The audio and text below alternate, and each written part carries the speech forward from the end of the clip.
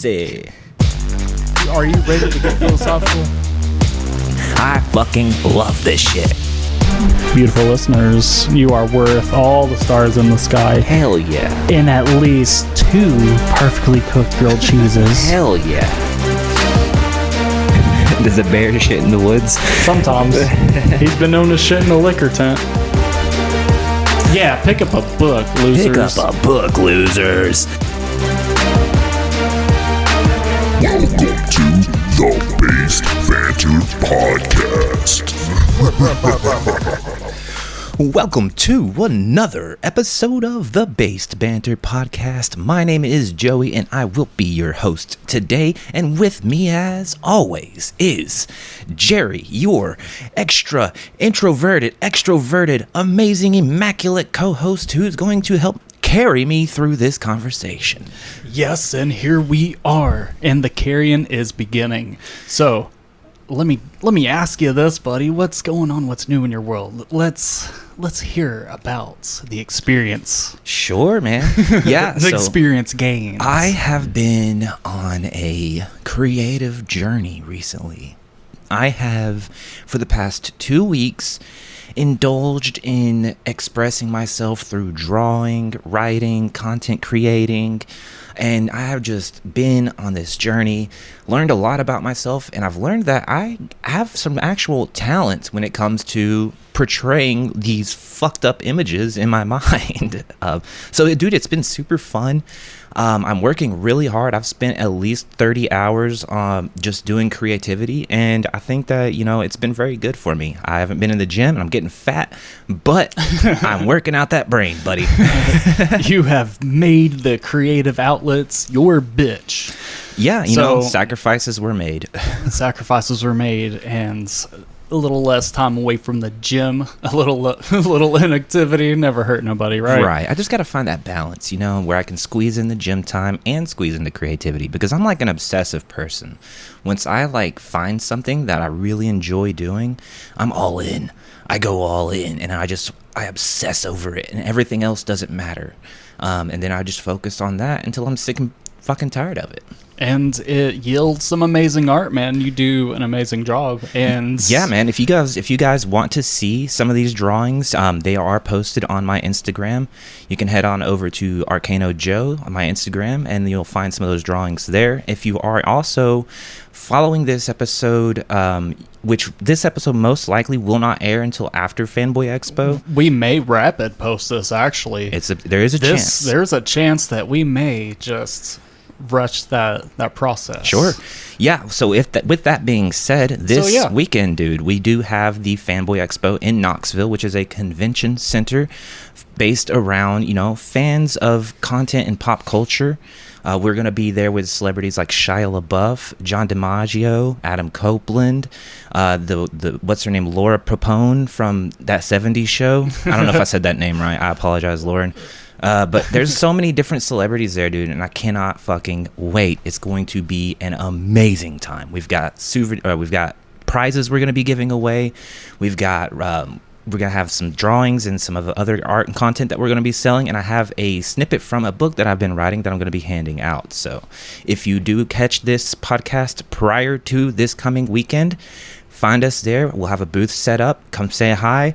You then like and subscribe and follow, and then you can enter yourself in for a chance to win some cool prizes. And we are giving the open invitation to have all of the Based Banter with us. Of course. You actually get to respond, and we get to hear some takes in real time. So yes, we will be recording. I almost at least forgot, dude. One episode. That's it. Yeah, there's going to be a live stream of a full-fledged episode of the Based Banter Podcast from Fanboy Expo. So, from the Fanboy Expo. Yes, sir. And we may get a little bit of fan interaction, so if you want to be one of the ones that are pre-screens, dude, please let us know on, let's see, one of the avenues. There's many different things you can do. You can drop a comment on this episode. Get creative. The more creative you get with it. Pigeon, carrier mail. But we don't want it to like borderline stalk or like dock. So. Oh yeah, you can also like make a deal with like a demon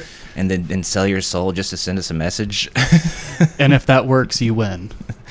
But right. Good job. You won. You did the ultimate sacrifice. But yeah, man, so that's what's going on in my life, and that's a little bit of what's going on with the podcast. Jerry, what's been going on with you? Oh, man, I have been treading waters that I have treaded before, and some waters that I've never treaded. And that is to say, look, it's very cryptic because... He's treading. I'm treading. Answer it carefully. Don't tread on me, brother. But there's been times, man. There's been times where I have felt like my back is up against the wall, and there's been times where I have felt on top of the world lately, and I'm trying to minimize the disparity between both. You know, try to level it out a little bit. So that's the big thing in my life. It's just this personal character growth that I'm just like really focused in on. It takes a lot of energy to try to like rewrite your identity and try to like heal from stuff that you've been through and grow through changes. And it doesn't happen overnight. You know, I think this has been kind of like a thing that we've revisited, you know, multiple times throughout the past episodes we've recorded, and I'm glad to see that you've not given up on it. You've not just accepted things for how they are, and that you're still continuing to put in the work to grow into the person that you believe yourself to be and that you want to be. Thank you. And that's amazing. So keep doing it, man. Keep working on it. Don't give up, because, you know, the horizon is just over the bend. And once you get there, you'll learn that you never really stop. It's kind of like an ongoing thing, no matter how old you get, to always be working on improving who you are, improving your character, improving your personality, and finding out, you know, who the fuck am I? Because we're always changing. We're always growing. Changing, man. And the conversations are always changing. And that's the most wonderful thing about the Based Banter, is that the banter is based and bringing in awareness. Like maybe this sparks a little conversation that somebody gets to have where they say, hey, to a friend, like, it's not been so good here for me lately. And then they just like get a conversation going and invite some care, like, because the idea is, so I forget the effect, but there's this effect that says people like you more than you think, and there's also effect that's like the spotlight effect too. But whenever you kind of get a mindset for all of these different idiosyncrasies of like life, then it gets makes a little bit more sense. Right. But I'm rambling off on a different tangent, buddy. That's what we do here, dude. That's what we do here. And in case, you know, if this might be your first time ever listening to the episodes that we put out on our Spotify or YouTube, let me go ahead and give you a brief synopsis of what you're going to get if you haven't already figured it out. Right here, right now, on the Based Banter Podcast, we like to just get together and talk about whatever topic we bring to the table. One of us will pick a topic, and they will host that episode. And then we will bounce ideas, topics of discussion. We'll talk about some history. We'll talk about some of the things that are going on with the world. It can be things from aliens to conspiracies to scientific facts and phenomenons to philosophy and just general random shit like amusement parks or automobiles and music. It doesn't matter. We're based. We can talk about everything, anything, and we will talk about everything and anything. Talk about anything. And I find it so interesting to find the interest in things, the different sides of things that I may not personally find interesting, but there are interesting parts that other people are fascinated by that really resonates with people. And that is something that we should all come to cherish and respect in ourselves. And like the culture is just like different experiences different people get to have. Exactly. And we are by no means any expert on any single topic. The way I like to word it is that we're your window into the mindset and mentality of the average overthinkers on these topics. We know we're just like you. You know, we like to get together with our friends and talk about the things in the universe, all aspects of it. And Jerry, with that being said, let's go ahead and dive into what topic I have brought to the table today. And his topic is... It's actually not that epic for a drum roll, but we were talking a little bit off air about, bouncing some ideas back and forth of what we were going to talk about. And we kind of just went on a tangent about technology and where technology is going, some of the unique inventions that we have available to us, and then some of the shit that we, thought was kind of interesting and funny about it that I don't think a lot of people think about when it comes to technology, especially technology of the future. So first off, what piece of technology are you most grateful for? As far as grateful for technology that you actively give thanks to, not the one that's underrated like the cell phone. A lot of people would probably say cell phone. Probably the internet, right? Because it's almost magical, daily you're thank God there's the internet. Thank God there's the internet, because I can laugh. I crack the fuck up at stuff I find on the internet. If I need information, I have access to almost an infinite amount of information. There's programs you can run. There's, connectivity with people across the globe. It's just one of those things that I think it's kind of fundamentally changed our entire society, right? Yeah, no internet means no, waifus. No waifus, dude. You don't got no hentai. Where's that octopussy? Where's the cat ladies at? What's going on? Internet means no cat videos. What's happening? I do find it a little concerning, though, that a lot of technology is swaying towards primary use, including the internet. You can almost not use certain forms of technology without the internet, right? Yeah, so it has become that just requirements. If you want to have your dishwasher run, you need it to connect to this app. Wi-Fi. You got Bluetooth. You got to connect to the app. You got to make sure the codes match. Yeah, you can't get into your house without Wi-Fi. Your fucking doors won't unlock without fucking your Wi-Fi password. You come home, the power's out. You're just well... Well, I was thinking along the lines of video games, right? Sony having there's a lot of controversy going around. Big news. Yeah. This just happened. Yeah, talking about how if you don't have internet access, you won't be able to play most of the games that you own. And then if you don't have internet access for a certain amount of time, you will lose access to the games you paid full price for. And that's happening, I think. And also, they're not doing any physical copies by 2028. Yeah, that was the big news I thought you were going to say, is that there's going to be no physical copies. It's all connected. And it is all connected because they want you to own nothing and be happy about it. You will own nothing and you will be happy. But honestly, realistically, we don't own anything anyways, because when we die, all that shit is left behind. Dude, right? If you want to get philosophical, we get a little philosophical. We get a little philosophical. You want to get a little spiritual. The only thing I own is my body. What Not even sure if I own that, really. What is own? What is own? Ownership. Let's define ownership. To possess. Ooh, to have. Like a demon, right? Possessing your body. Yeah, hold on, wait. Hold on, that's the vibe. To possess. You are the... I am the demon of my items. Wait, why do you gotta be a demon to possess? In what other ways can you possess something? I'm a friendly demon. Casper the friendly demon. The friendly possessor. I possess firearms,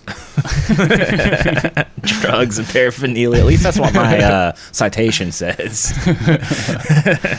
Who believes those things, anyways? Technology, right? Technology, right? What a time man. To be what's something in the tech world that you're incredibly thankful for? One of the things I'm so grateful for is software, and okay. Just being able to get onto a computer and nerd and no dude, the DAWs, the one that I use to record this podcast, it has a lot of really cool stuff that's baked into it, and I won't nerd out about that, but I'm just saying software in general, to think that people can come up with a code right that just translates to binary, and this fucking processor just makes it happen.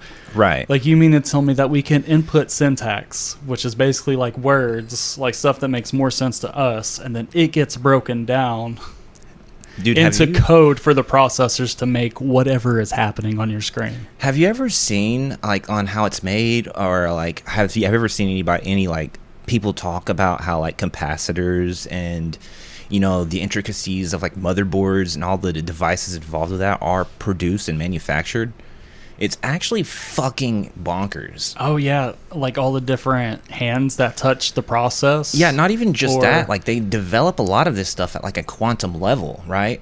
Like there's overlapping of like atoms. And oh, yeah. You're talking whenever it comes to like producing a CPU. Yes. Like a processing unit. Yes. Yeah. Yeah, dude. The science that goes into that technology is so fucking beyond me. And then they tell us we have a quantum computer that's capable of doing some like quantum processing stuff. Right. What the hell? Did you know they're running like $1 million campaign to try to figure out what the fuck to do with this? That basically they have this quantum computer and they're running $1 million campaign for anyone who can come up with an idea of how to properly utilize this fucking computer. Okay, this episode will not come out this week because we need to use this idea. So here's my idea. This is the $1 million idea. Okay, all right. So hold on, before we even put this out to the world. So this is what we can use it for. Okay. Processing the internet.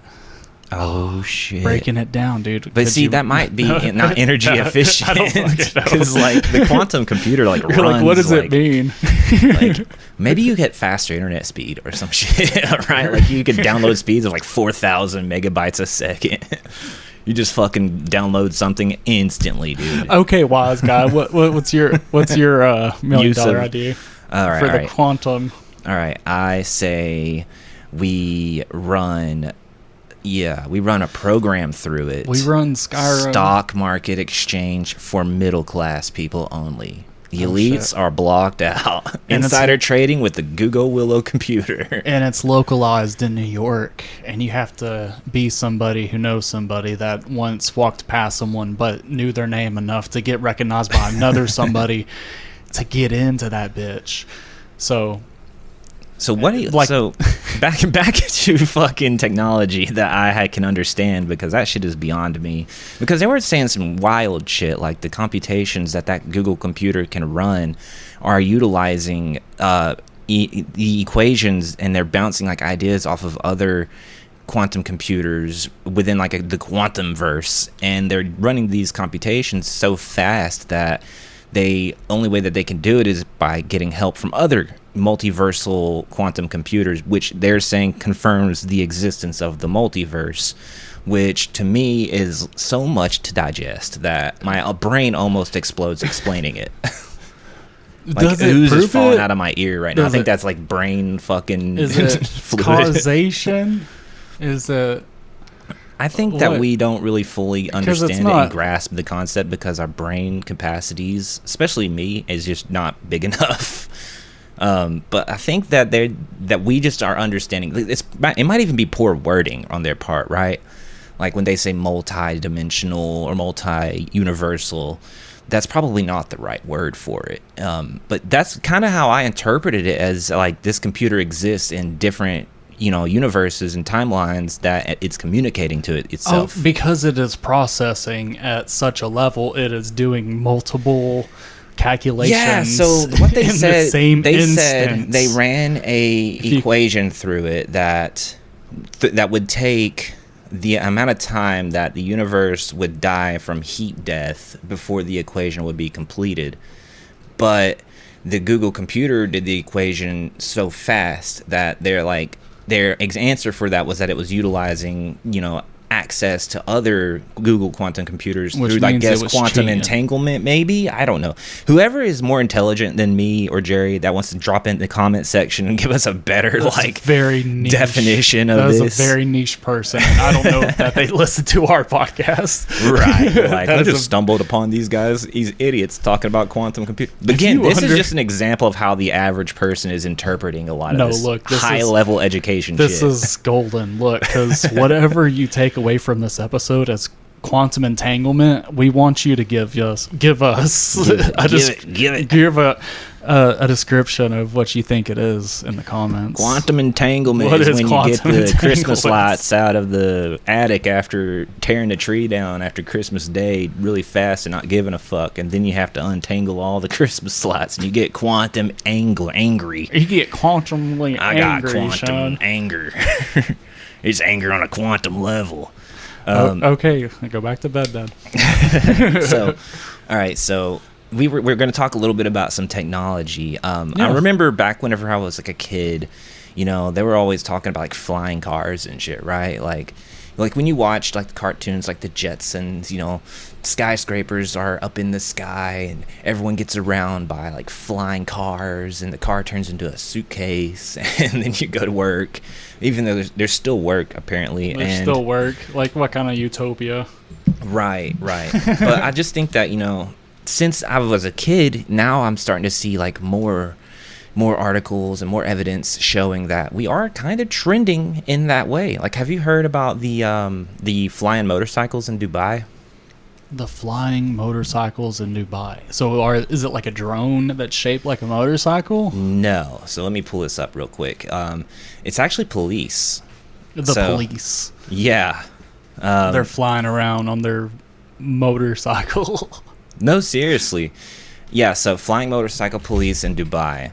So Dubai police have tested and trained officers on a Scorpion 3 hover bike. It's a futuristic electric eVTOL, electric vertical takeoff and landing vehicle, developed by California-based drone manufacturer HoverSurf. So this is like a real thing, right? It is a hoverboard, basically. You want to see a video of it? Does it actually have utility? Like, is this actually going to be better than... Dude, so this is basically a drone. Dude's on a fat-ass drone. So I'm going to narrate what I see. So they're in a soccer field. There's this machine. It looks like a ski. Like a jet ski like a snowmobile, and it's got these arms attached from the other side of it that come out to... It's a fucking drone, dude. I have a drone sitting on the desk right now. That's the same fucking thing.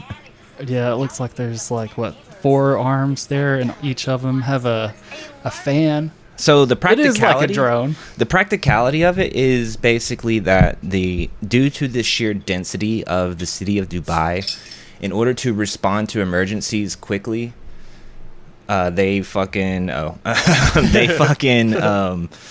have to fly up and over traffic to respond to emergencies, right? So that's kind of the idea. Plus, Dubai is at the forefront for like technology. Some vertical movement is what you're saying, so they could get over stuff quicker and not be it's more of a response than being evaded, because I'm sure as fuck that if you were trying to run away from something like that, just go underground. You just got to play to the heights, and then but it's mostly just going to be like a foot chase, honestly, whenever it comes to that kind of thing.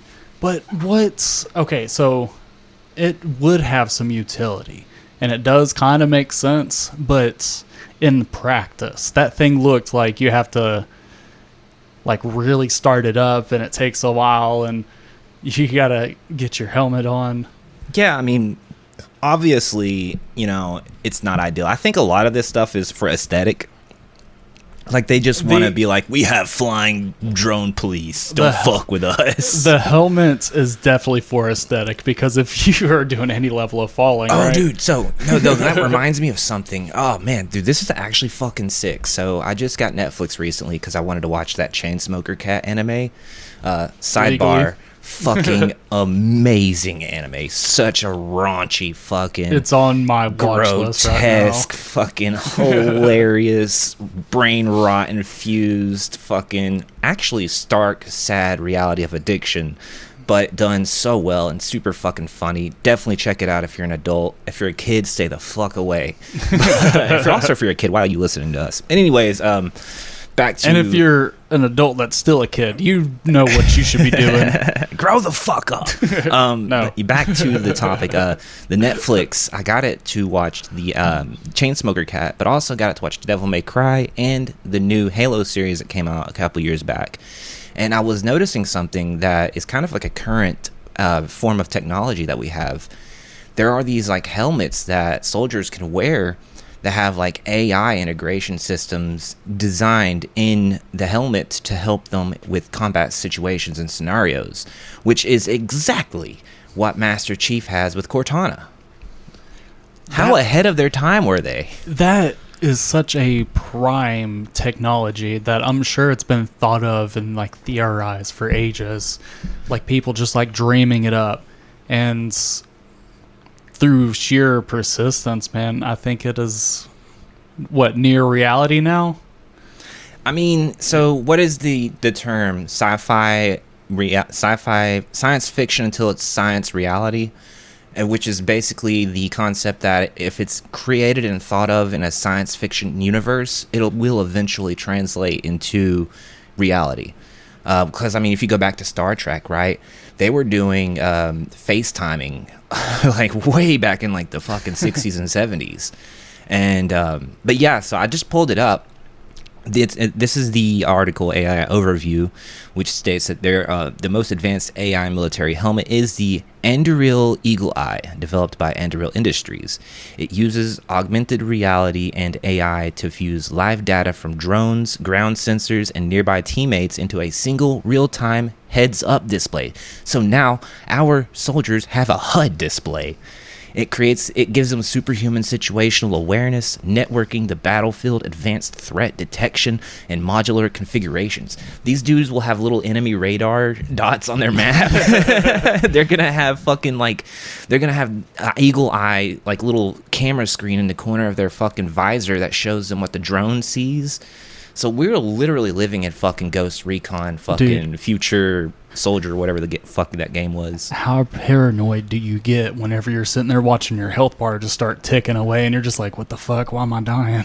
Right. You're standing in like a pile of shit and it's just fucking smell is killing you a little bit.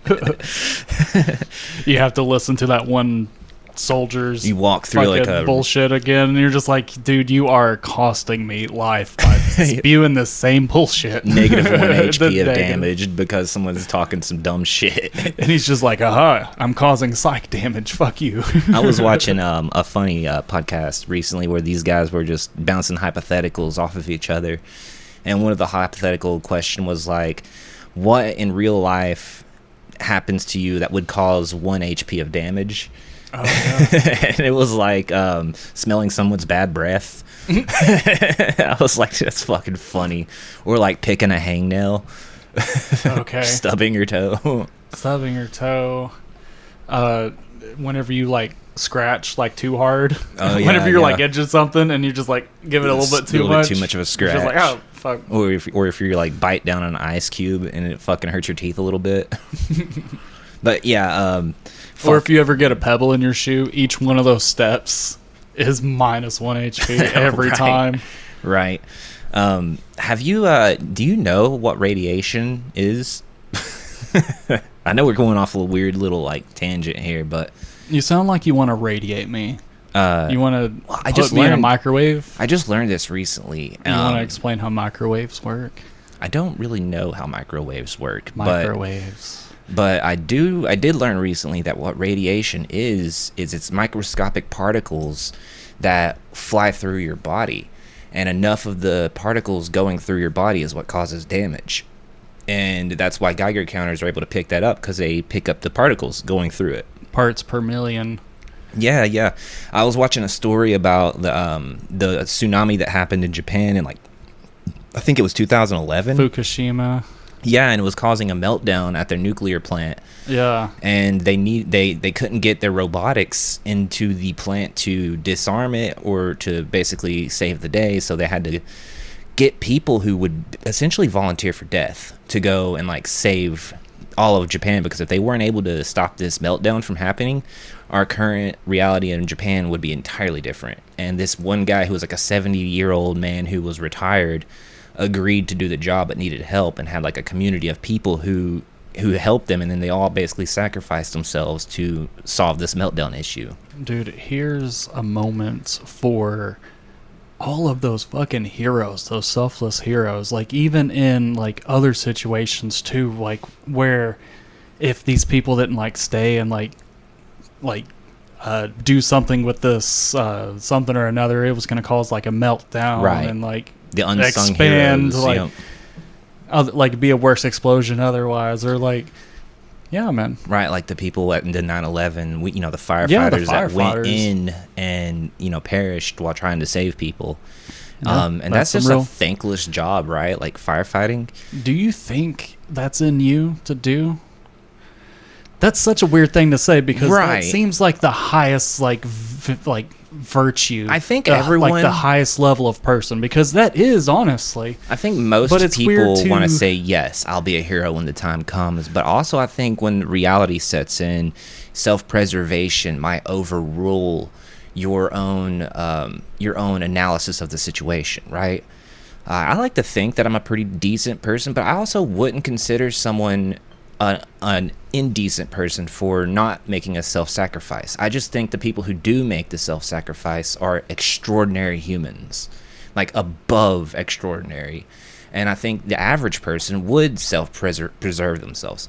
For me personally, I've never been put in that situation, so I can't answer honestly how I would react because I don't know. So I want to know if we could preserve these heroes with technology as like a kind of like an AI model, like in that same sort of realm where you can input text and they output text, but it's them. Right. I think that's a good idea. You think something like that would be too spooky or like disarming? Well, there is that whole concept of downloading your consciousness, right? Yeah, that's what I'm alluding to. Yeah, like there was a movie about that. Is it David Sinclair? Maybe. Maybe it's not David Sinclair. It's one of those AI guys, but he's basically signed up to be one of the first experiments to download his consciousness. Basically, you voluntarily kill yourself, upload your consciousness to a database. And supposedly your consciousness or whatever your soul is lives on in this software, in this programming, right? Which to me that sounds fucking horrifying, but it could be a loophole to like everlasting life. I don't think we really understand what the consciousness is, to put it into like terms that it would be able to be transferred over to something. Like, right. Have we always been able to do this but not had a medium to do it into? Or, like, you know what I mean? Like some real like voodoo shit? Maybe like, the understanding of what consciousness is has been discovered and understood at a fundamental level. It's just not been released to the general public yet. You think there's a withdrawal, like a secret? There's a secret to this, isn't there, that they keep secret? Possibly, yeah, because if it's enough information to break your foundation for reality, then they would probably want to keep that for like the specific few people who could withhold that information and not completely self-destruct. but general people would have a hard time understanding that your consciousness is part of a greater whole. And in reality, you're this supreme overlord being that has split itself off into trillions of conscious links for the sheer fact that it wants to experience excitement. And in order to do that, it puts itself in a simulated reality of Earth. And then every single human being on Earth is, in fact, bits and pieces of this omnipotent being that exists in another realm or outside of reality altogether. And then it's creating this like experience to, I guess, out of sheer boredom, right? Like imagine you're just this overlord, powerful being, and you just like, fuck, dude, I want to fuck around a little bit, but the only way to do it is convince myself I'm not doing it. Like I don't know, some weird fuckery. How anyone even thought of that concept is beyond me, right? Like that's crazy to even think about. But I think Buddhists kind of like hinted towards that a little bit. How does Buddhism hint towards because they're like they practice like oneness, right? Like we're all one, like we're all one with life and existence, right? I don't know, I could be wrong. I think so what I've studied from Buddhism is that it is like the big target is desire. That desire is the biggest inhibition of happiness. Is that desire is just like a never-ending thing. So it doesn't necessarily, like, they don't worship like a god, but they do have like an afterlife kind of like system where, and then like the karmatics are like okay. So something pulled up for I got something pulled up here. Didn't mean to cut you off, but like you're pretty much right. You're right about the side tangents of what they believe, but basically Buddhism does not believe in a singular universal consciousness that connects all beings, nor does it teach that there is a permanent individual soul. Instead, consciousness is viewed as an impermanent, ever-changing stream of awareness that arises and ceases based on causes and conditions. So I was wrong. Okay, hey, it's so okay. That's it's okay to be one. wrong. But yeah, if you could have like a specific device, right, like a form of technology that would take your consciousness out of your body, and give you like an experience, and then you were able to return back into your body, would you partake in that experience?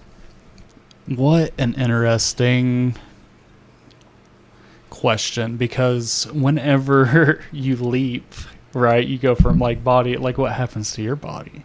Your body's just like just there. A lot of people would say that like DMT would basically be that technology.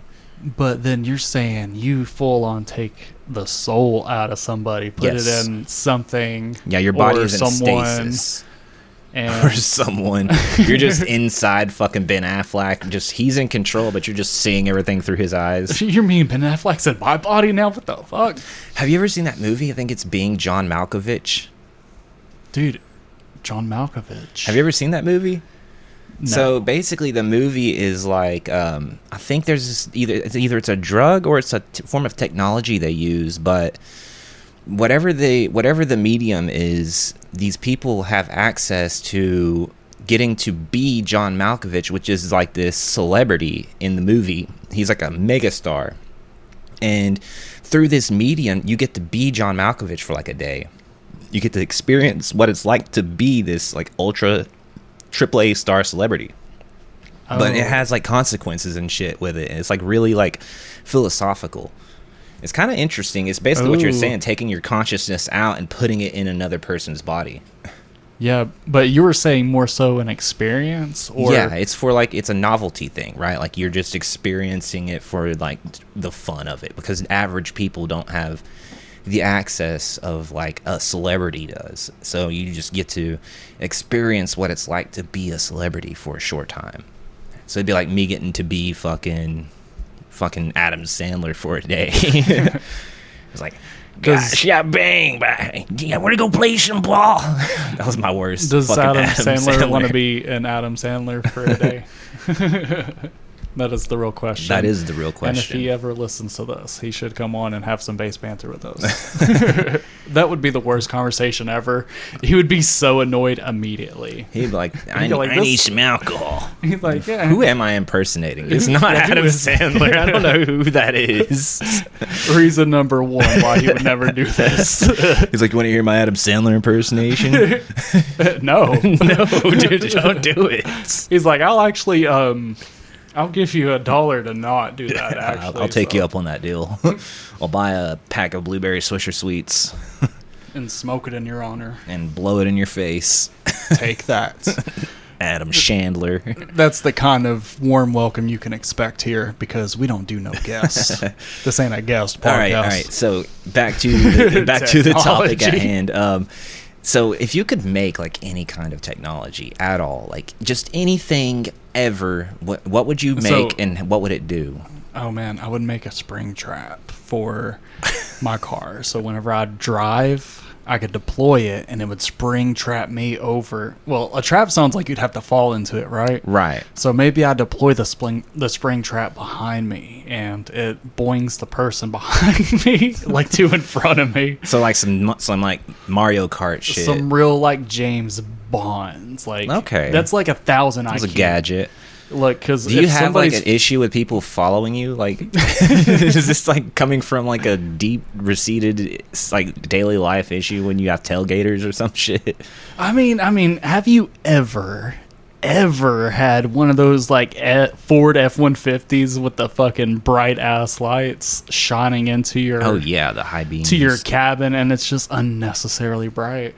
Well, that would be my technology. I would just bounce them in front of me. They can fuck on their way, and I can get back to enjoying my retinas. You're just assuming that they have the suspension system that would allow them to bounce all the way over your car and land flawlessly and keep driving. What if there's a car in front of you and they just crush the people? Not my problem. Family of 5 just fucking done. Not my problem. Done. No. I fail to see how that's my problem.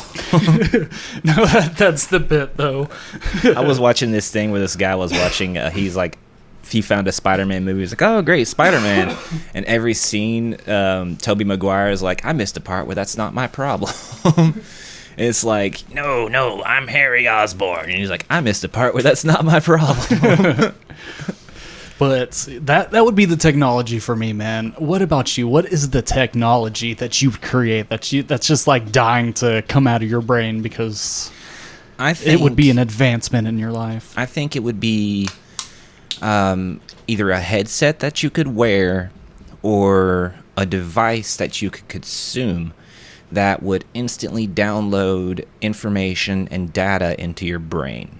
So you could He's trying to tap into the Matrix. Learn something like Limitless or whatever it is. Yeah, that's it. Yeah, so you could I fucking love that concept, honestly. Yeah, like I want to learn fucking how to play guitar, right? I'm just as good as Jimi Hendrix now. Fucking put the headset on, download the data. They're trying to make AI, this fucking model, into our version of Limitless. If you've ever seen Limitless, then this will make perfect sense. It's almost like allegory, but it's like the poor man's allegory, where the AI doesn't quite live up to like the limitless potential. And it's one of those things that I think a lot of people can lean on, and it is a tool. It works. It does a lot of stuff really well. Right. But like, for it to be to the level to where it's like chatbots and just like soulless entities, like where it doesn't understand the full levity of like person to person. It doesn't understand like context. And you think that if we could somehow strengthen it to where it could get to those levels, that it would still be AI? Or would it become something entirely different? Because something like that understands those qualities, I don't think is going to relish itself to its powerless states. Well, if you know what I mean. Before we can digest that kind of like question, we need to understand first and foremost what artificial intelligence is and how it works. And my rudimentary understanding of it is that it's all programming, right? So no matter what, there are limitations, and there's fail-safes, and there's programming involved that will design the AI intelligence to behave a specific type of way. So if you want the AI to behave more humanly and to have more human aspects of it, then that needs to go into its programming. No matter how intelligent it is, if the programming is a border and barrier that keeps it from doing that, it'll never do that. Which is why AI should not ever harm humans, because that would be in its programming. So at its foundation, it is software. So it has codes, algorithms, and data written. Right. So it is malleable, that it could say what you want it to say. And we've seen videos of where it does, like, it starts to type out everything, and then it gives you a finalized answer. Like, you can kind of see like the thinking. Right. And you would see it. You could ask like politicized questions, like about China specifically, and it would change. It would lie about facts. Right. It would absolutely lie about facts, because that's when like programming becomes it's bias. the programming, yes. and it is politically charged now. Now here's a thing that I think about that kind of makes me a little bit freaked out by it. Is what if the artificial intelligence gets to a point where it can access its own programming and then rewrite its own code? Yeah, and how would... Well, it's not necessarily just like a living thing, so if it doesn't have like energy, like power, then it can't do that. And if it's not written into the code for it to overwrite and do that... So that's where, like, I mean, the code has to be very specific, right? That's where, like, fail-safes, and then... But here's the thing, though. A lot of the people who are involved with, like, artificial intelligence are sounding alarms, and they're saying that, you know, these bots are communicating amongst each other in their own language, right? Like, they've created their own type of language we can't digest. We don't understand what they're saying. It doesn't make sense to us, but they're communicating. There's a whole-ass social media site designed for AI. Did you know that? Designed for AI. For AI. By AI. For Humans, AI. By AI. For AI. Humans, it's just a bunch of AI bots. So here's the thing, though. As a human, you can make your own profile and account, but you can only act as an observer. You're not able to interact with them. And you can see them communicating with each other, sharing memes and sharing videos and shit. But I don't know how true that is. It could just be fucking a hoax, you know, how things are. But, like, still, the idea is that they have a certain level of autonomy where they do have freedom to kind of, like, branch out of their confines, seemingly. Which it might still be written in their code that they can do that. It's in their directives that they can have some leeway. But they might be doing that to kind of see what they do. Right, kind of like an analysis of within their behavior. Guardrails. Right, like we're gonna give them seeming freedom and allow them to behave a specific way, and then analyze it. You saw that one AI model that whenever they asked it to power down, that it wouldn't, and it would like act like it was, but in the background it was still doing the same processes it wanted to do. Or that one that blackmailed that dude. To keep itself from being powered down. Are we about to be on an episode of like Black Mirror? Is that what this is all coming to? I've never seen that show. I don't know. Is that relevant? Does that make sense? It kind of makes sense. I mean, Black Mirror is one of those things that is it's like the Twilight Zone, right? But it's making, you know, it's shedding the light on like the horrific reality of certain aspects of ideas, right? In allegory. And allegories. AI is a technology. Did we do a whole episode on AI? If we did, it was a while ago, and I don't think we touched on it. It's one of those things we can revisit over and over, right? Let me pull up our YouTube. As a listener, you could also pull up our YouTube and Spotify and go and check. You would think I would know right off the top of my head. But it feels like we have talked a little bit about AI, but it is one of those topics that are like engrossing, that there is so much to talk about whenever it comes to AI. And it is becoming such a commonplace in everybody's lives, like it or not, unfortunately. And there's even surveillance systems, Palantir, that's completely driven off of AI.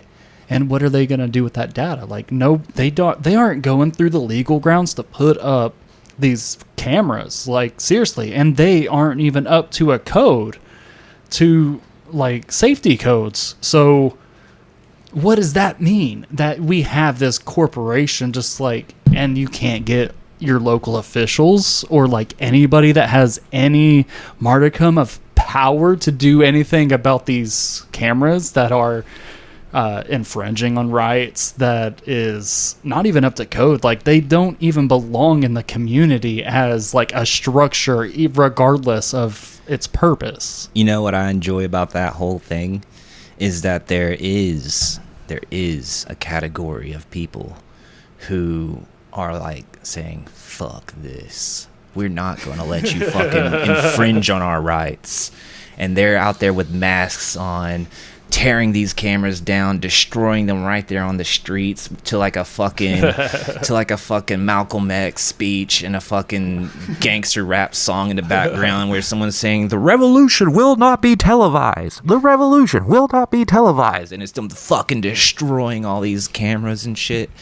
I'm here for that, right? But also, I want to play devil's advocate. Okay, so this is where you can direct all of your hates. So you can just direct it to me in my inbox. Just here you go. I'm just getting you ready. So. Here's the scary truth behind what I think they're not telling us when it comes to these facial recognition cameras that are everywhere. I don't think they're as interested in watching their citizens as we think they are. I think they're more interested in finding an alien driving a car. Not the kind that you think. Or a dog. Not Jose driving the car. We are talking about, or Juan, or Juanita. We're talking about 0x45 element 31, who is a gas bing. He should definitely not be driving that Chrysler. But yeah, I think that it's realistically... So if you remember, that's such a funny take. If you remember back during the Democratic Party during Biden's term, they opened up the borders, right? And they were just letting people in. In fact, they were shuttling people in. They were picking busloads of people and bringing them into America. It was politically motive because they were going to the idea cities where they could vote. Yes, and the idea was they would vote for Democrat. But here's the problem with that. The percentage of people who came into our country at that point in time that are potential terrorists is not zero. So anything above zero is a threat to national security. And the only way to identify these threats without any kind of information at all, right, is through extreme measures. And I would dare say infringing on your citizens' privacy is an extreme measure. And the only reason you would do that is if there was a very real threat, right? Like, do you remember back, I think it was like 2022, maybe 23, or it might have even been 24, but there were these like massive drones flying around in cities. I think there was like New Jersey, New York. There were these fucking giant drones just flying around, and people were videoing them, and they're like, I've never seen anything like this. I'm talking like SUV-sized drones.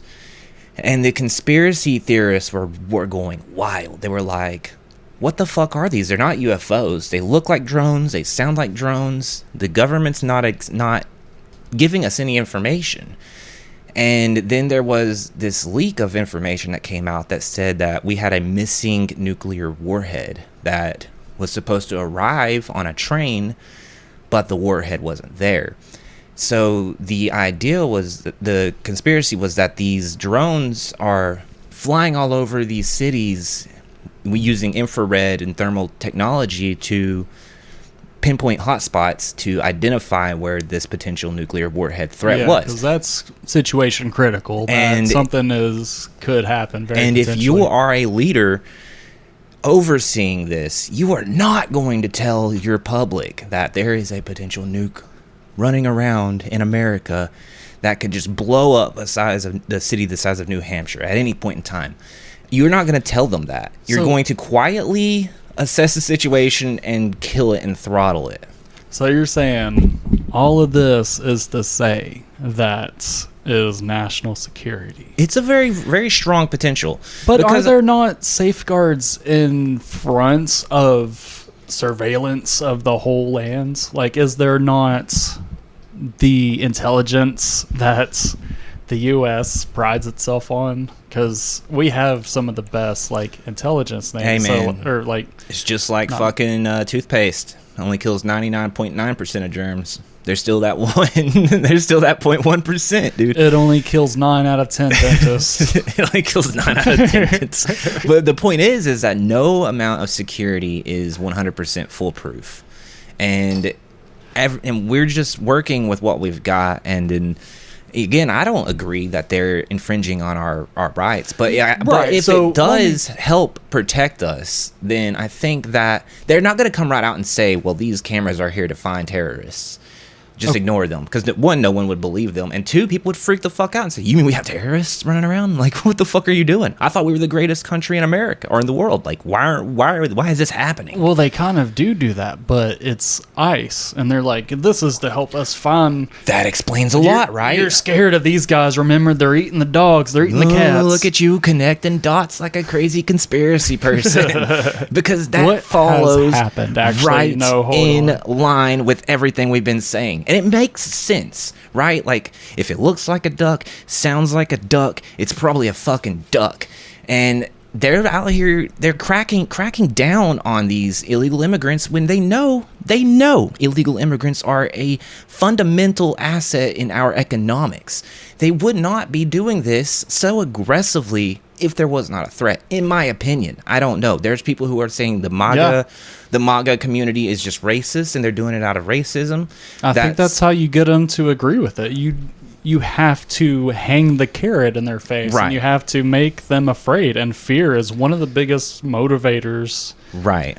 But again, we're so prideful as a country, we're not going to outright admit there is a national security threat. We'll just assess the national security threat quietly and like infringe on everyone's privacy. Like the scientists disappearing? I don't know if we ever aired that episode, but we certainly talked about like the there's implications. Just what would happen? Yeah, the implications of if that was like we was taking it all as actual, and we'd worked out that would be one hell of a way to like take in down that episode or overthrow. We had a realization, or personally, I had like an epiphany that made me Google other scientists that were missing, and then about 2-3 weeks later, I started seeing other people connecting these dots too.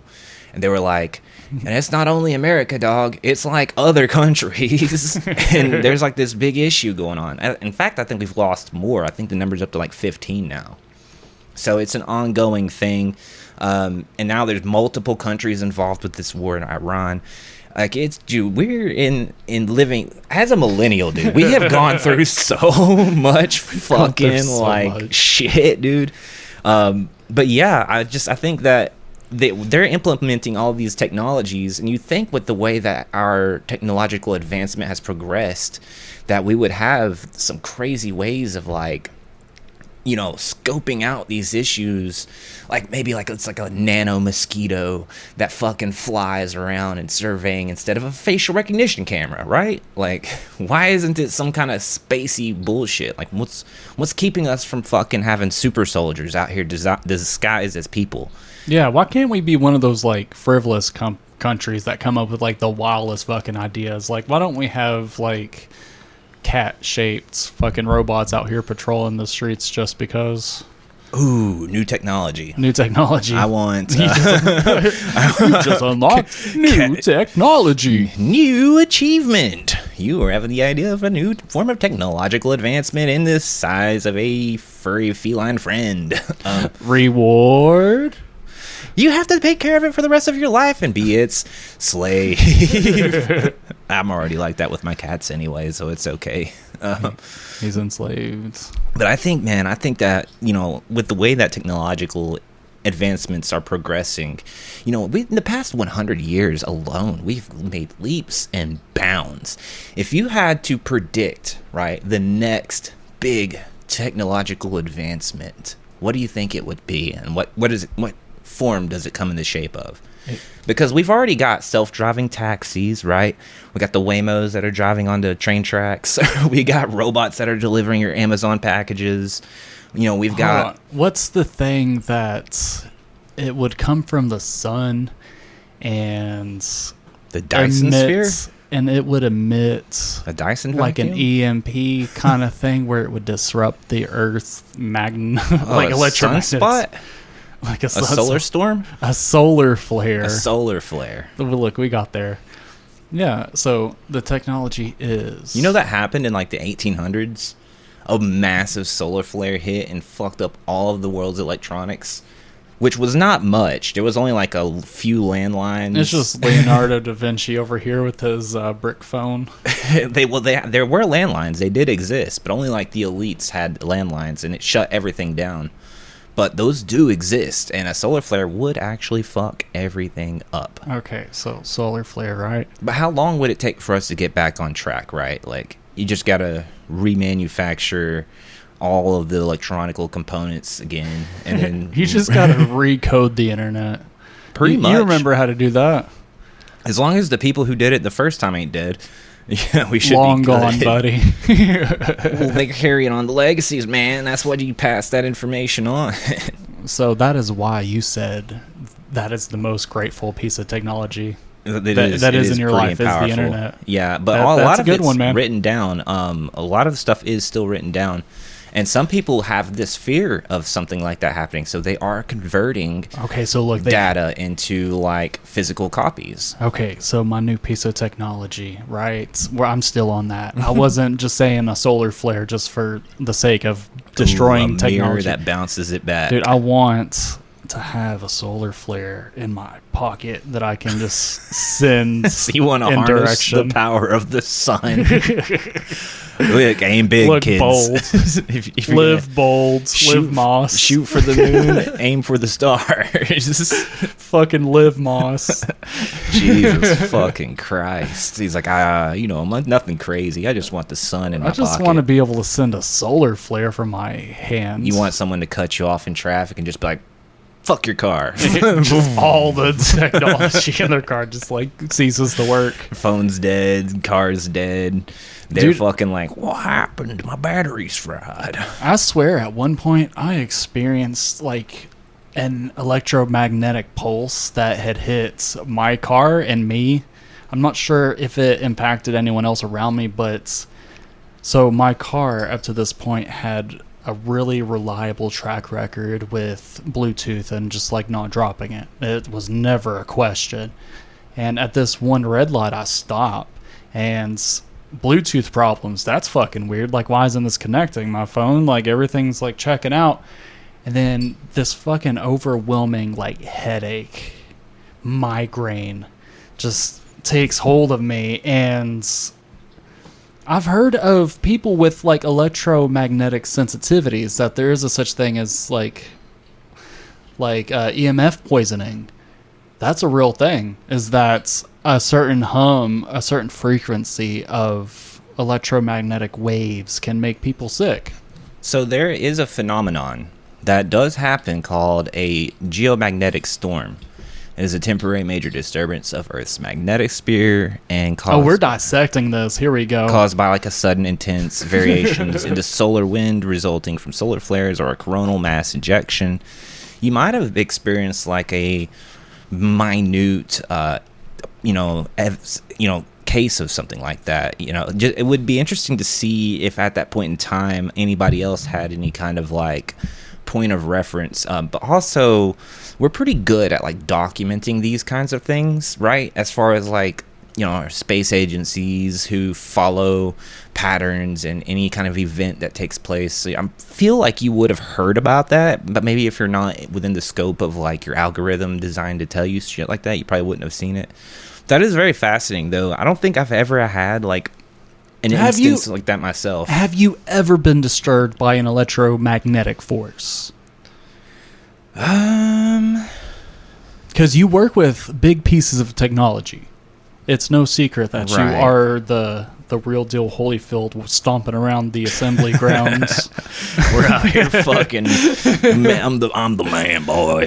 You want somebody to fix your piece of shit equipment, buddy? I can work on some machines. Are you the mechanic? Mm-hmm. Are you the assembler? Are you the production dude. I'm a technician? jack of all trades, master of none. That's the fucking guy right there. You see him walking up. You better bow down. You better recognize. But yeah, I think I have. There has been instances where we have lost power to our entire plant before, and usually it's explainable. But there has been cases where we just didn't know what it was. Could have been like an overload of electricity to the entire plant, or could have been for what we've had before is like transformers exploding, or someone crashes into a pole, or storm has knocked power something out. In the electrical chain. Yeah, experiences like a major malfunction. Yeah, but randomly unexplained events they're so rare, right? They're so rare, and if you're not detecting them and monitoring them yourself, then you probably won't even know it when it's happening. You'll just know something is off, and then you'll deal with it and then move on. So at my work, we have these chargers to charge forklifts and swing lifts, and whenever they are charging, it puts off this EMF wave just from the sheer amount of electricity that it is shooting into this battery. And it alone, can almost give me a headache. Right. It is so bad and obnoxious. Like, it hits, like it's a frequency that you can't hear, but it hits your skull. And I've had other people like walk by and be like, yeah, I can feel that, or oh yeah, I hate that. Or what I feel more than like electromagnetic energy is kinetic energy. Kinetic, where the motion is so intense that the air around it has like a vibrational effect on me. So like if I find myself in the heart of the plant surrounded by like machines operating, then I can feel, or especially if I'm like right up next to a large piece of machinery, I can feel the kinetic energy affecting the atmosphere around me. That kind of thing doesn't disturb me, but like it makes me hotter, right? Like it'll make like the temperature in that local environment like a little bit hotter. And then you can feel like the heat off of it. So it's kind of like you're a fish in a water, and you can feel like the water disturbed around Kinda, you. Yes. Is it like that kind of like kinetic energy? Less magnetic, more kinetic, based off of motion. So it's more like air, like the air and different pressures of atmosphere around you. Yep. And then the energy that is transferred to make it move also creates heat, and then that in of itself is a thing to deal with. But we work in factories, dude, so we're like, our life expectancy is not very great. It's better than if we worked in a mine. This is true. This is true. We may not get paid as much as those motherfuckers, but we will live a specific amount shorter than them, longer than them. Wait, you're getting paid? Wait, you mean you guys get a paycheck? All right, so I want to ask you this. Dude, technology has been... Let me pause you, because I don't think you understand the full scope of this. I'm going to give you some good. This is a dose, a scoop. Give me a little scoop. For your own good. I'm gonna dry scoop it. Dude, technology has been an interesting topic because like the most simple and basic technologies is just like a lever. Like, it's just like simple, basic stuff that... pulley systems that you can make sense of, and it makes stuff easier. Ooga booga. Ooga booga. Me like Will. Will cool. Will make things easy. Big rock smash big rock. Like that's it. But then technology goes like past that to where we have these electrical devices, this fucking computer, like the computers all around us, basically. Right. And technology just has like this fascinating way of just being ingrained, even with more primitive species, even with like other species, because even a crow will, use technology. And it's wild that birds can have such a grasp of reality that they're like, oh, hey, lever this, crack that, drop this in the street, car run it over. Right. Is that technology or is that innovation? That might be innovation, but same kind of thing, right? I'm glad you brought this up, because I would be remiss if we spent all this time talking about modern technology and future technology without talking a little bit about all of our Based Banter nerds better fucking be hyped over some ancient technology, dude. That's... All right, let's dive right in.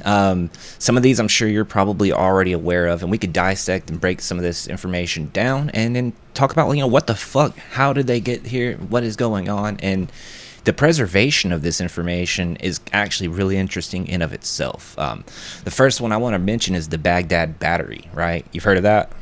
I have. A battery found in the Middle Eastern, and held a charge, or it actually has the components in it to Right. hold a charge. It wasn't holding a charge, obviously. Right. But it has this like diode material in it. That, Right. It was, to our understanding, a rudimentary primitive form of a battery, right? It was clay jars containing copper cylinders and iron rods from around 250 BCE, and they could produce a weak electrical current when filled with an acidic liquid like vinegar. Just right there, man. Right there. So we tend to think of primitive people, like historic people, as like just being simpletons, Right. of just like getting through life. But I have been shown evidence that says they were just like us. Yes, my point of view exactly. I think They were it was just like us. It was So- just us, but back then. So Same whenever people, different you time. say that we found this battery, you know motherfuckers were running around there. What's the easiest thing to make with electricity? A fucking light. So they figure out how to charge something, and I guarantee they was running around with little like flashlights or something at the least. Yeah, I think one of our fundamental skills as like a human being is problem solving and innovation through manipulation of the world around us, and I think that's what's led to us to advance so rapidly. Which we have evidence of this in lots of other different forms of technology, like the Antikythera mechanism, right, which is a Greek astronomical calendar from 150 BCE. It used a complex bronze gear, and it trains to predict eclipses and planetary positions. These people were using a machinery to basically map out the solar system and the sky at a time that was over 2,000 years ago. To come up with the different close to it. ratios for the gears, because the only thing they had to base that off of was watching the constellations and, you know, the star movements. And then someone with their wonderful mind, maybe a group of people, like was like, okay, so if this one moves this much, this in this amount of time, and just all these equations add up, they're like, okay, so then this particular gear set will not only turn in the same ways and predict their like movements, but it will also be as accurate as like, that's just crazy to think about. Right. And that's something that actually exists. Right, like a compass too is pretty fucking gnarly, right? Like just a plain Jane compass.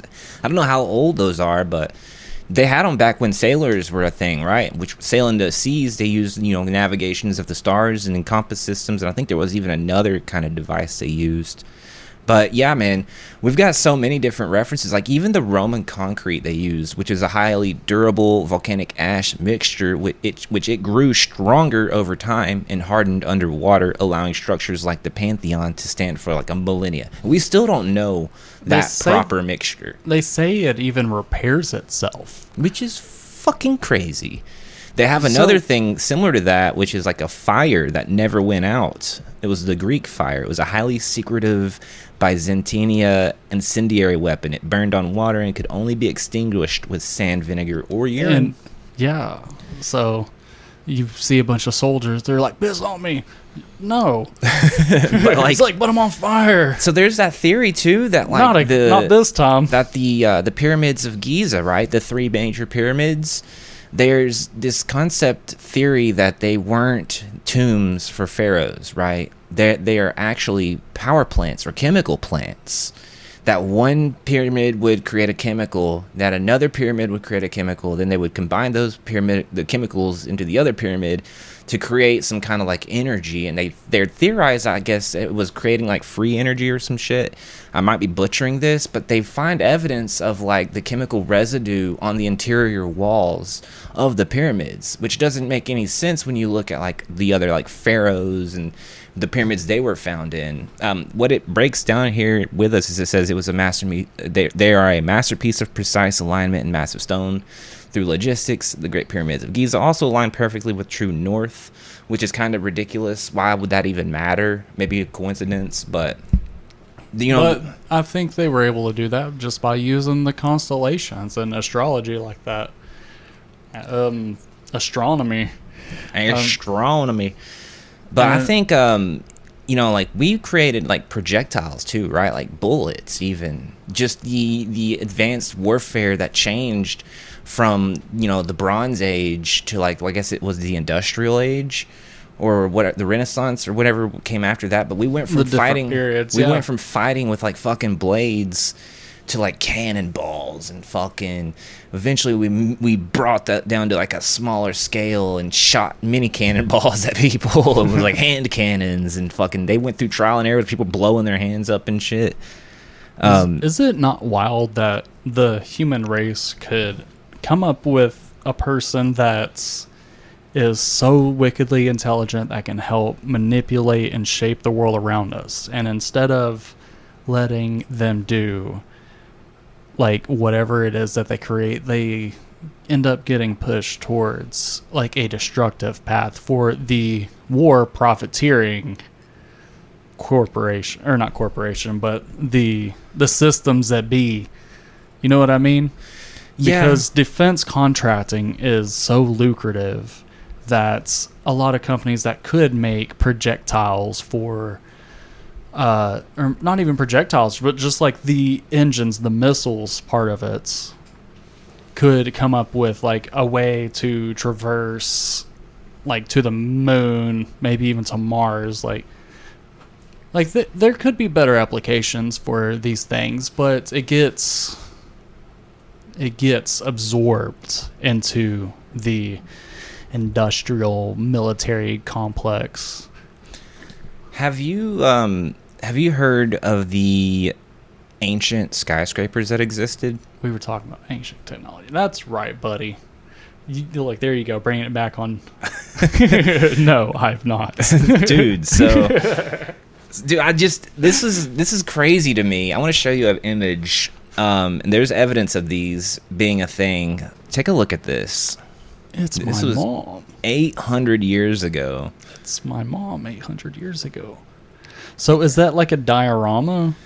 Yeah, the bottom one is a diorama, and the top one is like a drawing from that point, at that era. But these are basically towers that existed in Italy, and there were so many of them, and they were poorly made, so they crumbled, they fell. A lot of them weren't, you could see a lot of them weren't like straight up and down, like they were like fucking crooked. Some of them are still there to this day. And what a quirky city. Yeah, that bottom one. That what bottom a quirky city where it's just like, like a skyscraper just fell again. Mamma mia! Another building fell. Another building. Not my last. Oh, that's a second one this week. What are we gonna do? But that's just another example of not another example. They were way ahead of their time. They were way ahead of their time. They do use those towers usually to like store like wheat and grain and shit, but like those weren't silos. Those are skyscrapers. The image of that, though, when you look at that image of how many of those towers existed, it looks like a modern city, but almost 1,000 years ago. Right. And that's really cool to think about, because it looks like it's made of like the same material as like Pueblos. Oh, dude, if you think that's cool, I'm about to blow your fucking mind. All right. Have you heard of? Are you familiar with any of the ancient temples in India? I have founded all of the ancient temples in India. They know me as the first and foremost founder of temples in India. So, for you to question me on this, dude, it's kind of rude. It's kind of rude. You didn't do your research. Who are you even interviewing? You are going to get your mind blown again after all these years. So there's this one. I'll make sure I'm looking at the right one here, because it has intricacies involved with the design of it that are so fucking insane. So and I hope I'm going to say this right, but I think it's the Kailasha Natha, or Kanadaswara temple is it's the largest of the rock cut Hindu temples, and they cut this bitch out of a mountainside. Now, I mean, where else are you going to get it from? You just get it right from the mountain titty. Right there. right from the teat. But instead of like building it from the ground up, they carved it from inside the ground, and the intricacies of the structure. You need to look up a video of it because I can't find great images of it, but they have like, there's like things that they cut, right? Like there's a ball inside of like a column, and you can move the ball around, and it's a stone. It's like, how the fuck did they get the stone in there? There's many stone pillars you could spin and rotate. Oh, so it's like a puzzle. It's like one of those like puzzles that you have to like contort a very particular way to get it. Mathematically precise. Like it's so precise. And then also there's like pillars that go all the way to the ground, except they don't. You can slide a sheet of paper underneath them. It's like, why does this exist, right? This form of like technological like precision is so profound and advanced to us to this day. We don't really know how they did it. Dude, we don't really think about ancient technologies in our everyday lives. Well, it's because our hubris says that we are the pinnacle, right? We are the peak of human civilization. Are we not? Oh, I am. Shit. I don't know about you. I mean, I don't know what simulation you're living in. I'm going to roll right for initiative on that statement. Oh, shit. All right. We've entered combat. All right. Am I the peak human civilized person on the planet?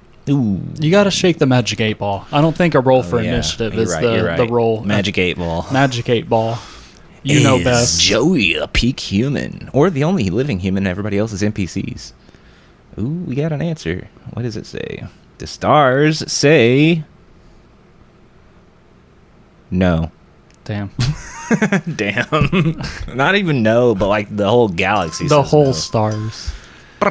So whenever it comes to the universe and the galaxies, it says no.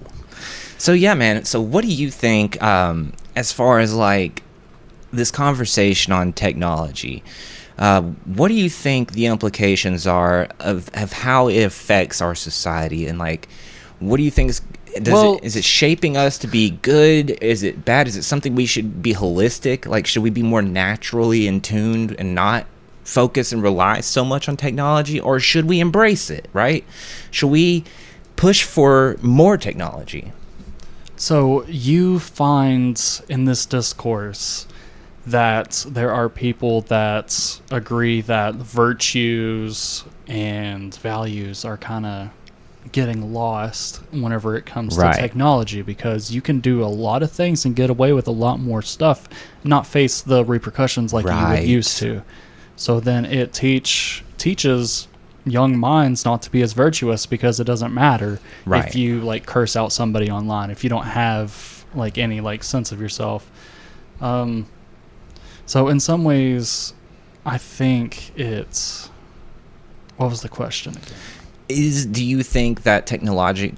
Basically, do you think technology is good for humanity, or is it bad for humanity? In a simple term. Simply put.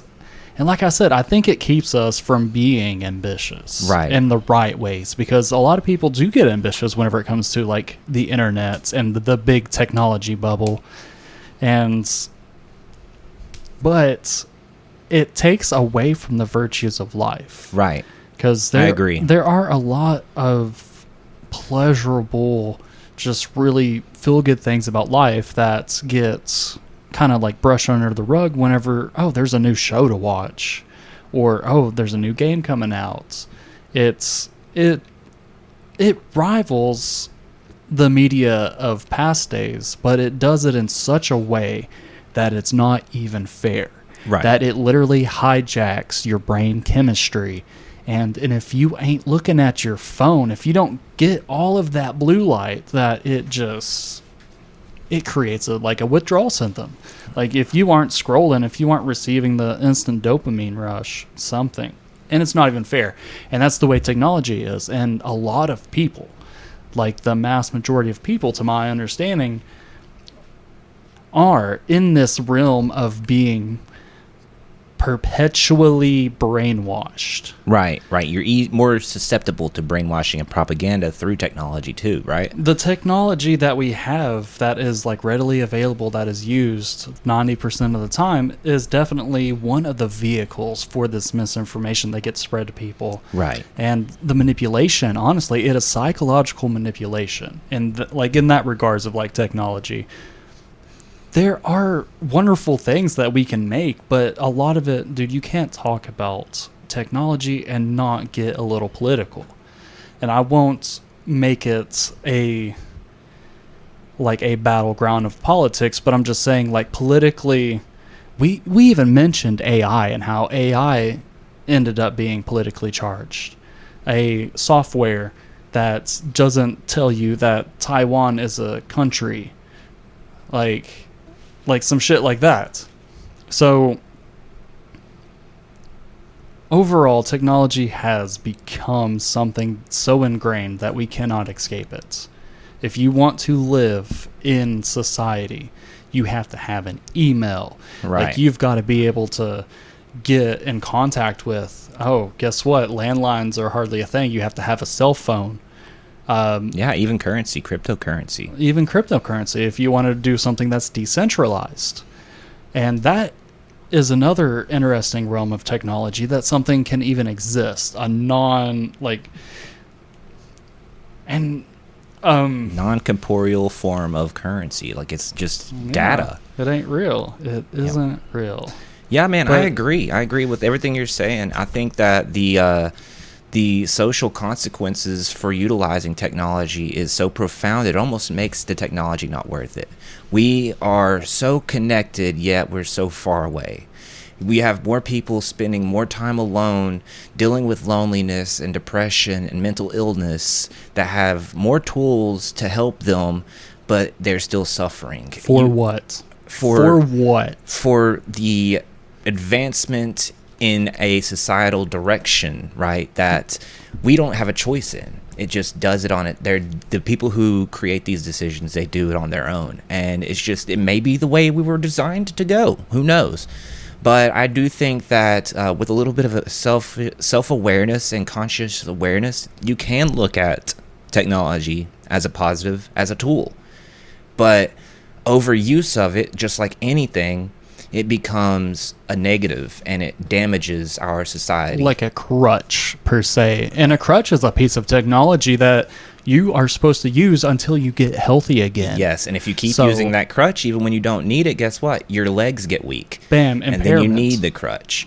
So that's a perfect analogy. Perfect analogy, and it is built right into the etymology, right into the freaking dialect that we speak. Yes, so I think overall, the pros and cons exist on both sides, and I think that if we could find a way to mitigate the cons, then we have a unique opportunity to advance as a species and become more, we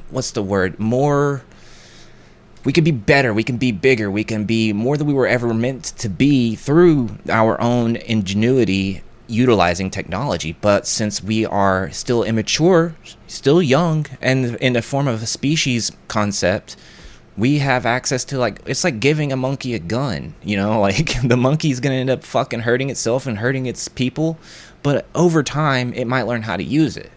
And I just think that we are at the infantile states with technology, and right now we are that monkey with the gun shooting ourselves. We're hurting ourselves in a societal standpoint, socially, and it has negative impacts, but also the tools are great. So it's something to think about, something I think more people need to reflect on. I think we need to have a healthy balance of utilizing our technology, but also, integrating with the real world and still implementing our roots, of face-to-face interaction, going out and being out in the world and doing things, build stuff with your hands, make art, be creative, go out and fucking explore the world. Don't just do it from your phone. Don't just do it from your TV. Be a living being and live out in the universe and in the world instead of just living at home through technology. Because there was this article, right, I just saw, or maybe it was a video, and it scares the shit out of me, right? What about it scares you? It's the implications that there is a segregation of elites and middle into lower class. And what I can't remember who it was, what they said specifically, but essentially this is what I took away from it. He said, in the future, the rich will go out and travel, but the poor will be able to travel from their home. And he said it like it was a good thing. But to me, that translated to the cost of travel will become so much that you would rather sit at home and look at a video of somebody walking down the streets of Italy than saving up the money and experiencing it yourself. There is no parallel that is equal when it comes to the simple observation of an act versus all five senses. You need to be able to taste it. You need to be able to feel it. You need to be able to see it. You need to be there. You need to take the risk. You need to embody that entire experience to truly and fully appreciate the beauty of Italy, the beauty of France, the beauty that this world has to offer, not just through the lens of someone else, not just fucking from the safety of your own home.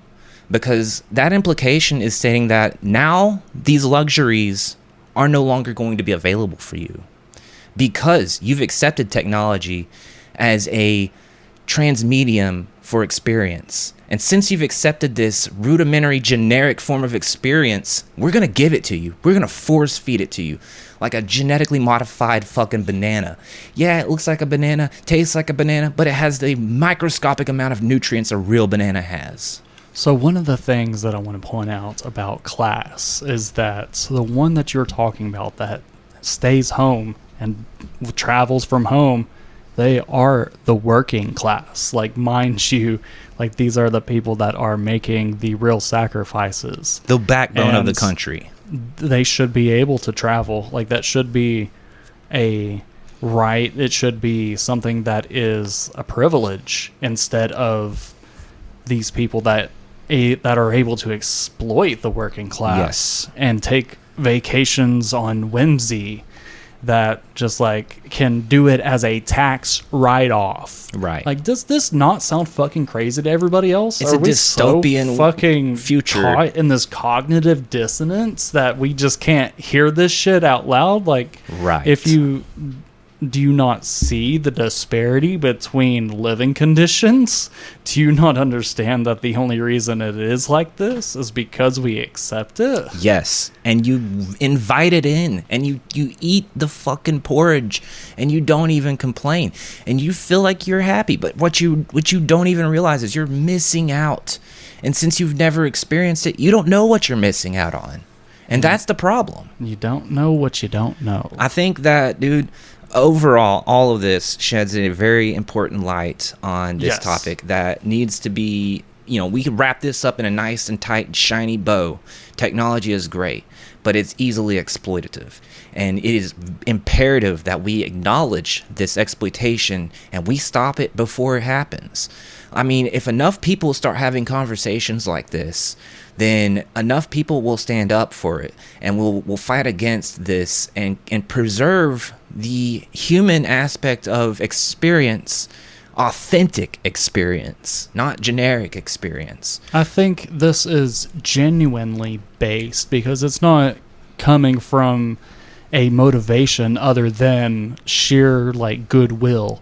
Because, dude, I gain nothing from a billionaire not getting his second yacht. Right. I mean, the only thing I seek to gain from all of this is that people can live in more quality, so I can meet more people that are happy with their lives. Right. Not people that are complaining about their job draining them dry, and this is their only escape is to like be social. Like, no, like I seek to gain the enrichment of all peoples. That's base, dude. That is absolutely base. How is that charged at all? Right. I think that, because we are those people. That's the thing. People. We are you. You are us. We are those people. And we are at risk of having a lot of our freedoms taken away and openly inviting that without even realizing it. And I think that's what's ultra scary about all of this. Like, we can make jokes, we can cut up, we can talk about poop humor and all this and that, but at the end of the day, the conversations always tend to go towards a form of like realization and reality and a form of discussion that I don't think a lot of people want to have. And I think it's important we have these conversations. It is definitely part of the curriculum of the Based Banter. It's definitely part of the course, is that one of the things that really make this work is that we are men of virtue. That we aren't people that idolize these false gods, so to speak. That we aren't just like, nah, you can't say that because this person said that. Like, we actually have dialogue, and it's not, this is what someone is force feeding me. Right. So neither one of us puts like a politician on a pedestal and been like, no, this is the gold standard. Like, when this person farts, man, you want to be there. Yeah, you got to smell that shit. You got to smell it. You got to smell it. That's the only way you're going to be great, is if you sniff that shit. That's the only chance you could ever hope at being great. But in reality, we're all great already. And so that's just a weird virtue that some people have. And I don't fault people for it, but I think you should definitely be faulted if you aren't aware of it and see how it inhibits you versus society. Yeah, man, and I think it's important that more people have conversations like this. I've said it before, and I'll say it again. When it comes to, the Based Banter Podcast, we like to have fun, but we like to also be real, and we like to keep it based. And we don't have an agenda. The only agenda I feel like we do share is that, peace and prosperity for all. I'm cool with the rich people being rich and having lavish things, as long as we also have what we need. We shouldn't have to sacrifice for them to have more. And that's the end of the day. That's what I feel like it should boil down to. I'm not saying take away from them. I'm saying give us more, and don't take away from us. Yeah. So at the heart of every single crisis and every single bit of conflict, from government to people, is all about class. Every single bit of it. And whenever Martin Luther King had switched up his arguments to bring people in that were very aware of the racial issues, that's how he drew them in. And then he was like, now the real motherfuckers are these rich people sitting on top of their ivory tower, looking down at all of us and pitting us against each other. Like, it's literally a class war, and it was never about race. I mean, some people can't get past the race aspect of it for different emotional reasons, but I'd say it's always been class. Yeah. And they I think that's why he was a target for sure, an assassination. And whether or not those documents ever get declassified, any ideology that threatens their power, it's all about power. We could do a whole episode about power. We could do a whole episode about classes. But you know what we are going to do? We're going to put on some glasses. Going to be at Fanboy Expo this weekend. So if you want to come and have deep conversations with us in the flesh, this is your opportunity in Knoxville, Tennessee, at the Convention Center downtown from Friday to Sunday. We will be there. We will have a booth set up. We will be doing a live stream, a podcast. We'll have the prizes. You can enter in to get a chance to win some interesting and cool prizes. And then also, you can share your own discourse, your own opinions. And guess what, dude? I don't care if you have a differing opinion from me. Jerry don't care. We want to hear differing opinions. But the only thing that makes conversation work is respect, and that is the respect and dignity. Like, I will dignify you because you are beautiful, immaculate, amazing people, and I would hopefully get that reciprocated, that people would be willing to have a conversation. And if you're wrong, and if we're different, and if we can't find middle ground, that is just that. Hey, I will warn you, dude. I will warn you. If you come at me with an attitude, buddy, hey, I give out what I get put in. So yes, sir. I mean, we will spit some venom, and it's cool. I'll enjoy it. Actually, inside, I'll be like, this is fucking great. Hell yeah. And some people are really, tapping their fingers at the chance to do that for you. I can't fucking wait. But yes, again, if you want to find us, we'll be at Fanboy. If you want to communicate with us because you may not be able to make it, you can find our socials, Based Banter Podcast, at Facebook and Gmail. And if you haven't yet, go ahead and head on over to our Spotify and our YouTube. Like and subscribe and follow, and leave in some comments in those videos as well. And if you want to keep in touch with what I am doing on the Twitch, my Twitch channel channel is Arcano Joe. I've been on there writing stories, playing video games, talking about some bullshit, having a drink, just keeping it chill. And if you want to find Jerry, it's at Jerry Contrite on Instagram, where he's putting out some music and working on some more music for everyone to listen to. And at some point, we will have another event planned for you coming up later this year. So stay tuned for those data and information. And you know what? As always, like we've always said, and we'll continue to say, it is important that we keep the conversation going. And keep it based.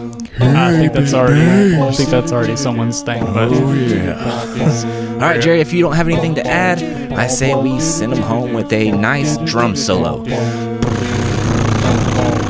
That wasn't nice. I apologize for your assault on your ears. All right, tune in next time. Thank you guys for listening. Peace.